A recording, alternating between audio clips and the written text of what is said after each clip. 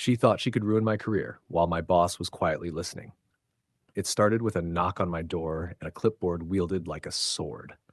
Karen, the HOA president, had perfected the I'm in charge glare, the one that could make grown adults wilt. She leaned in, voice sharp and condescending, rattling off rules I'd allegedly broken: paint colors, mailbox placement, even the correct number of flower pots. Every threat was precise, toxic, deliciously humiliating for her. I stayed calm. Leaning back, arms folded, I radiated the quiet confidence of a man who knew exactly what he was doing.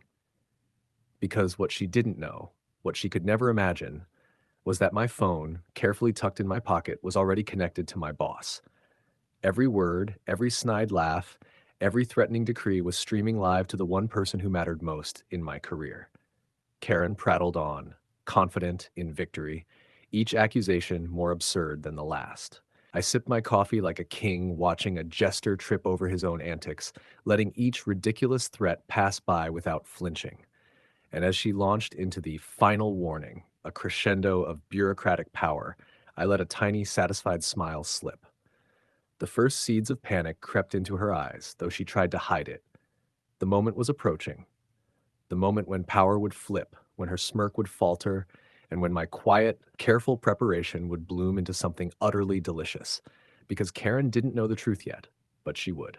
Karen's confidence was a storm, loud, sharp, impossible to ignore. She paced back and forth, waving papers like they were weapons, convinced she had me cornered.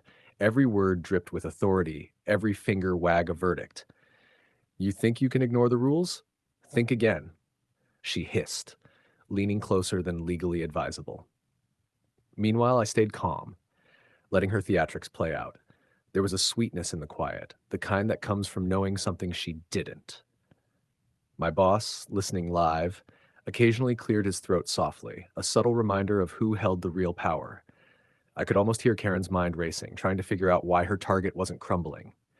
She launched into stories of past offenders, painting a dramatic picture of fines, late fees, and threats of legal action. I nodded politely, smiling in all the right places as if I were utterly impressed. Each exaggeration made my silent triumph grow. Then, in the middle of her monologue, Karen glanced at my phone, and panic flickered. Just a flicker, but enough to betray her. She had no idea that every wild accusation, every ridiculous threat was reaching the person who could turn her little HOA reign into a career highlight or a nightmare. I kept my expression neutral, strong, kingly, as if we were sharing a quiet tea together. Inside, though, I was dancing, because Karen didn't just underestimate me. She underestimated the people I had on my side, and that, as they say, was the beginning of her reckoning. Karen's smug confidence began to crumble the moment she realized the stakes. She leaned over my desk, eyes narrowed, thinking her threats would rattle me. But I stayed calm, letting her fury play out like a storm. I was safe inside. Every word she spat, every finger wag, only highlighted how unprepared she was for what came next. I casually stood, motioning toward the laptop. Karen, would you like to see what's really at stake? My voice was calm, almost gentle, but firm, the tone of a man who knows victory is already his. Her smirk faltered. Her threats, her theatrics suddenly seemed small. On the screen, my boss's face appeared. The very person who could approve, reject, or even escalate her punishments was watching. Live, listening. Every word of her condescension, every wild accusation was now documented, observed, and silently judged. Karen's lips parted, a faint gasp escaping her. She realized she'd been performing for the wrong audience the entire time. I poured my coffee slowly, deliberately, as if savoring the moment, the way a king might enjoy a long-awaited sunrise. Neighbors, drawn by the commotion, peeked into the hallway, unsure if they should intervene or just watch.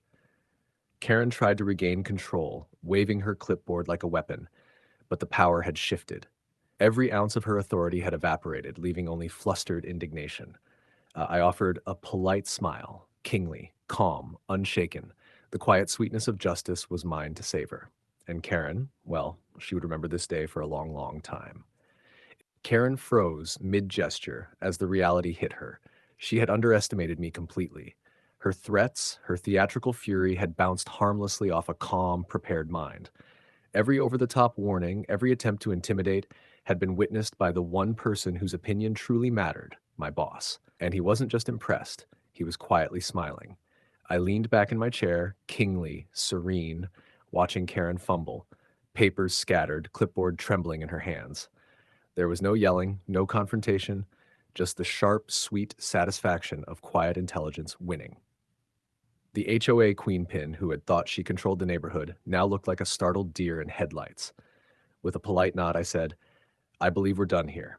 The words were simple, but they carried the weight of every prepared step, every careful phone tap, every ounce of strategy. Karen's flustered expression said it all. Her reign of intimidation had ended without drama, except for her. As she backed out, muttering under her breath, I couldn't help but chuckle softly. Outside, neighbors who had witnessed parts of the showdown gave discreet, approving nods. Justice had been served not with anger, but with calm, careful, kingly precision. The end. If you enjoyed this story, tell us. Do you think Karen got what she deserved? Share this story with your loved ones and tell us where you're watching from. It makes us happy to see how far our stories go.